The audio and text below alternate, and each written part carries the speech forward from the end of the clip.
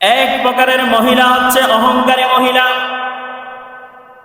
ওই সমস্ত মহিলা স্বামীর সাথে অহংকার করে, তার রূপের বড়াই করে স্বামীর সাথে,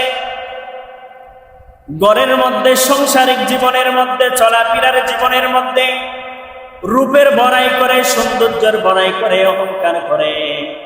ওই সমস্ত মহিলারা, তুমি কেমন মানুষ হয়েছ, তোমার চেয়ে আমি সুন্দর বেশি, তোমার চেয়ে আমার রূপের সৌন্দর্য বেশি, ওই সমস্ত কথা বলে বলে স্বামীকে কটাক্ষ করে, ওই সমস্ত কথা বলে বলে স্বামীকে অমান্য করে, ওই সমস্ত কথা বলে বলে স্বামীকে অপমান করে। আল্লাহর হাবিব সাল্লাল্লাহু আলাইহি ওয়াসাল্লাম বলেছে, ওই সমস্ত মহিলারা কখনো জান্নাতে প্রবেশ করবে না। জোরে বলুন নাউযুবিল্লাহ। এক নম্বর ব্যক্তি হচ্ছে, এক নম্বর মহিলারা হচ্ছে যারা অহংকার করে, রূপের বড়াই করে।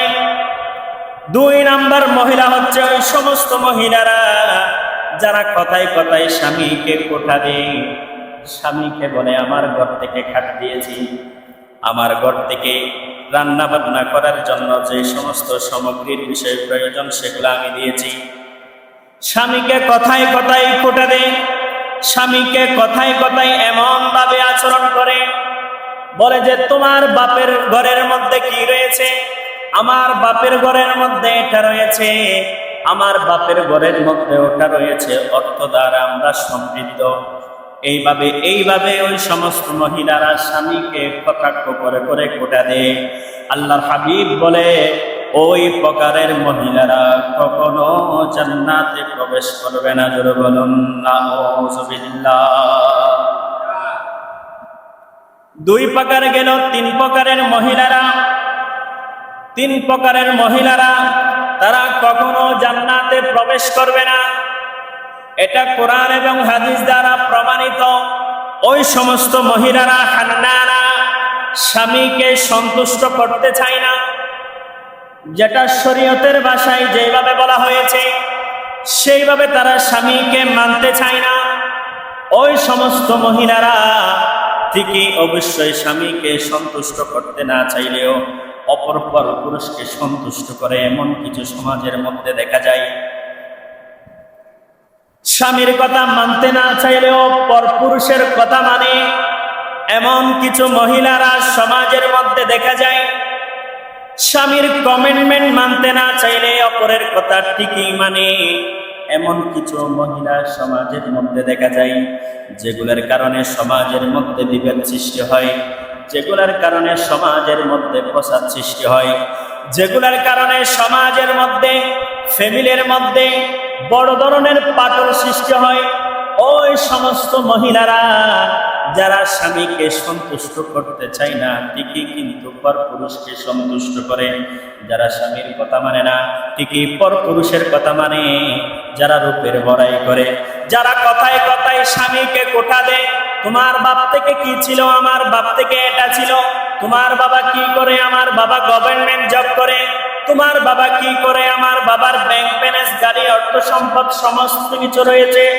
ওই সমস্ত মহিলারা স্বামীকে এইভাবে কথা বলে, স্বামীকে এইভাবে কটাক্ষ করে।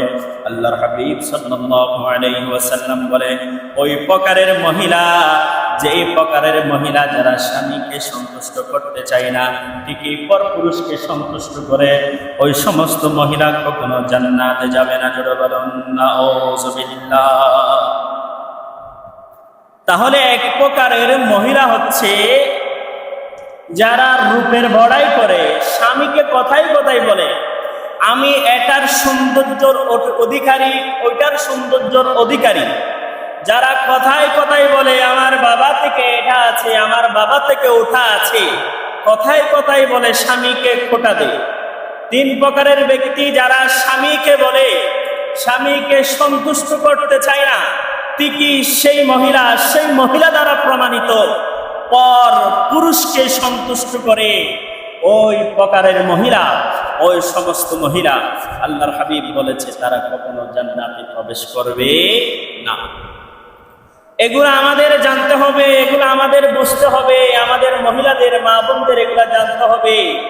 না জানার কারণে, এই সমস্ত হাসরতগুলো থাকার কারণে, এই সমস্ত বিষয়গুলো ফ্যামিলির মধ্যে, ঘরের মধ্যে সর্বসদা লাগিয়ে থাকার কারণে সন্তানরা আমাদের থেকে কি শিখছে?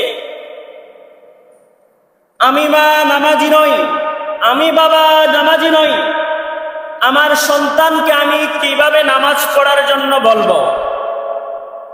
আমি বাবা ভালো কাজ করতে জানি না, চায়ের দোকানে বসে পর মেয়ের পর পুরুষের সমালোচনা করি, আমি সন্তানকে কিভাবে সেই সমালোচনা গীবত থেকে সরে আসতে বলবো?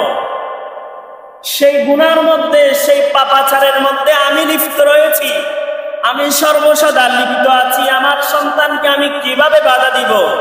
এই জিনিসগুলো আমাদের থেকে যতক্ষণ পর্যন্ত যাবে না, ততক্ষণ পর্যন্ত আল্লাহর দেওয়াকৃত রহমত, বরকত, শান্তি কখনো আসবে না। 4 প্রকারের মহিলা, ওই সমস্ত মহিলারা কান্না না, কথায় কথায় স্বামীকে ছোট করে, কথায় কথায় স্বামীকে বলে আমি অমুক বংশের মেয়ে, কথায় কথায় স্বামীকে বলে আমি অমুক বংশের মেয়ে, আমার বাবা থেকে এতটুকু সম্পদ রয়েছে, তোমার বাবা থেকে কি আছে, তোমার থেকে কি আছে, তুমি কি চাকরি করো, কিংবা কি করো আমি ভালো জানি। ওই সমস্ত কথাবার্তা বলে মানুষকে, স্বামীকে খোঁটা দেয়, ওই সমস্ত কথাবার্তা বলে স্বামীকে ছোট করে। আল্লাহর হাবিব বলে ওই সমস্ত মহিলারা কখনো জান্নাতে প্রবেশ করবে না। জোরে বলুন নাউযুবিল্লাহ। সংক্ষেপে বলে যাচ্ছি, কারণ হচ্ছে আমার আলোচনার সামনে বনবাসীদের জন্য আমার কিছু আলোচনা রয়েছে। 5 প্রকারের ব্যক্তি হচ্ছে হাত্তাকা।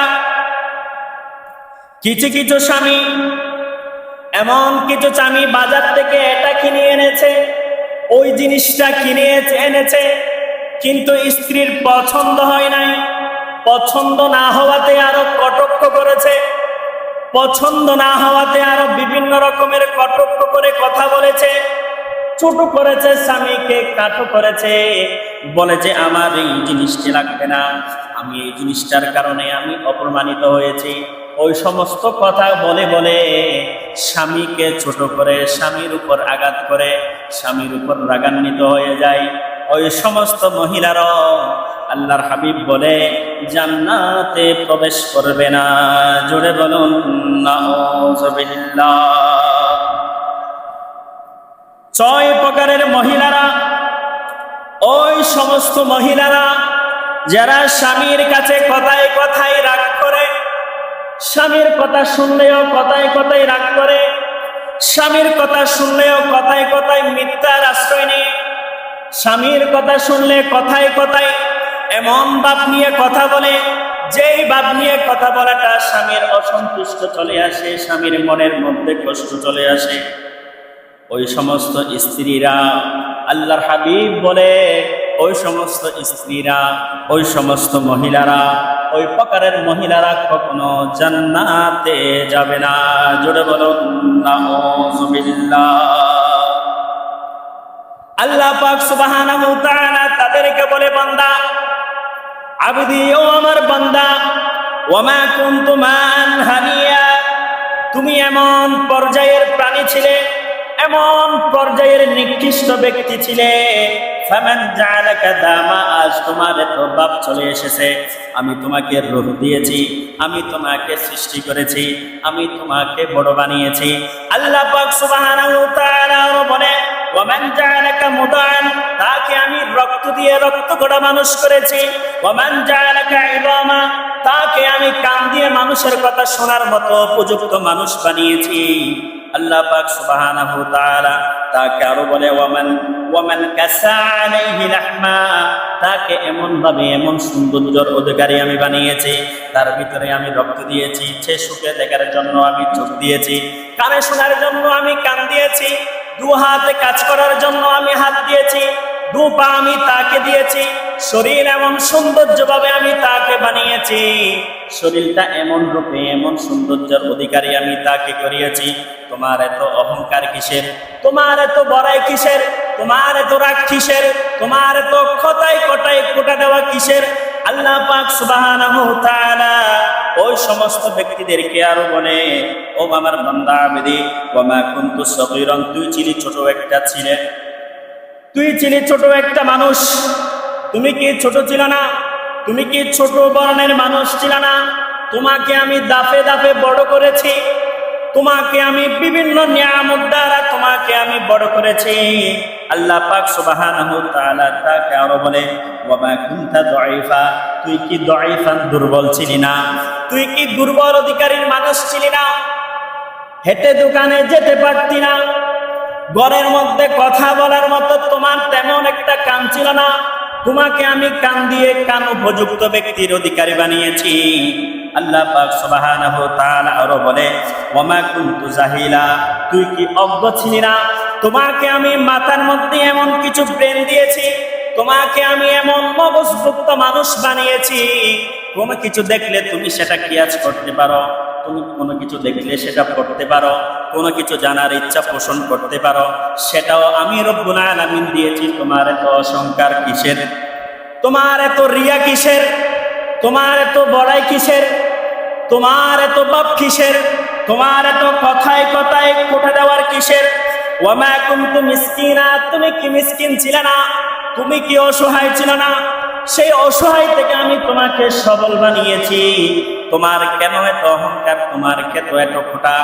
আল্লাহ পাক সুবহানাহু ওয়া তাআলা বলে, ওই সমস্ত নারীদেরকে, ওই সমস্ত ব্যক্তিদেরকে কোরআনে কারীমের মধ্যে বলে দিয়েছে, কিলা দুখুলু আবওয়াবা জাহান্নামা খালিদিনা ফিহা ফাবিসা মাসওয়াল মুতাকাব্বিরিন, যাও যাও, ওই দরজা রয়েছে, ওই জাহান্নামের দরজা রয়েছে, ওই জাহান্নামের দরজা দিয়ে প্রবেশ করো, যেন তোমরা সেখানে চিরস্থায়ীর জন্য প্রবেশ করো। জোরে বলুন নাউযুবিল্লাহ। তাহলে বুঝতে হবে, এগুলো আমাকে আগে জানতে হবে। আমি যদি স্বামীর সাথে কথায় কথায় স্বামীকে খোঁটা দিই,